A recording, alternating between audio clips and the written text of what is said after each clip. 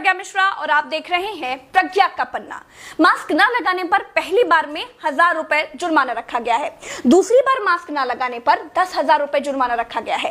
पूरा दिन सड़कों पर वसूली चल रही है। ठीक है, आपने अपनी तरफ से वसूली कार्यक्रम शुरू कर दिया है, लेकिन अस्पताल में बेड ना मिलने पर सरकार पर कितना जुर्माना होना चाहिए? वेंटिलेटर ना मिलने पर सरकार पर कितना जुर्माना होना चाहिए? कोरोना टेस्ट ना होने पर सरकार पर कितना जुर्माना होना चाहिए? शमशान में मुर्दा जलाने के लिए लकड़ियां ना होने पर सरकार पर कितना जुर्माना होना चाहिए? शमशानों में दिन दिन भर मुर्दा जलाने की वेटिंग के लिए सरकार पर कितना जुर्माना होना चाहिए? जितने मंत्री और ये मुख्यमंत्रियों ने बंगाल से कोरोना लाकर फैलाया है, उन पर कितना जुर्माना होना चाहिए? बंगाल में बिना मास्क महीने भर से घूम रहे नेताओं पर पर डे के हिसाब से कितना जुर्माना होना चाहिए?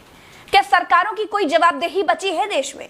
क्या सरकारों से सवाल पूछने वाला बचा है कोई देश में? क्या कोई पूछ सकता है कि 1 साल से देश कोरोना महामारी झेल रहा है, आपने पूरे देश में कितने नए हॉस्पिटल बनाए हैं?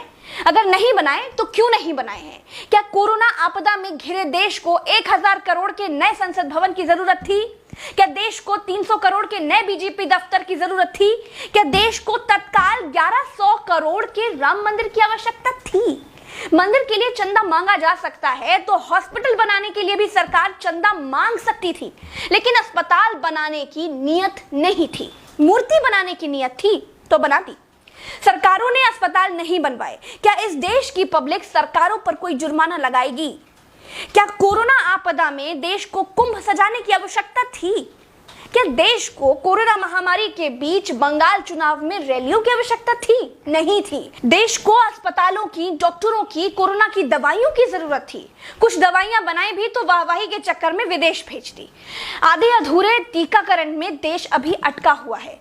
और ये कैसा टीका बनाया है जिसे लगाने के बाद भी कोरोना हुआ जा रहा है? क्या कोई सवाल पूछेगा? चीन ने कोरोना को फैलाया और पूरी तरह से कंट्रोल कर लिया। अपनी जीडीपी में रिकॉर्ड बढ़ोतरी कर ली। चीन से सब कुछ तो ले ही लिया है, सीख भी ले लो।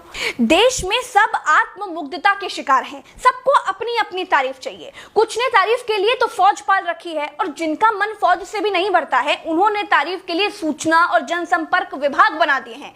गाते रहिएगा ना, जनता का बैंड तो ऑटोमेटिक बज ही रहा है। जिनके अगल बगल से कोरोना से लाशें नहीं उठी है ना, वो मेरी बात को नहीं समझ पाएंगे। जो कोरोना की पीड़ा से गुजरे हैं, जिन्होंने कोरोना से मरे हुए लोगों को शमशान में जलते देखा है, जिन्होंने कतार में लंबी लाशें देखी हैं, वो जान जाएंगे कि मैं क्या कह रही हूं और क्यों कह रही हूं। चलते हैं। राम राम, जय हिंद, दुआ सलाम।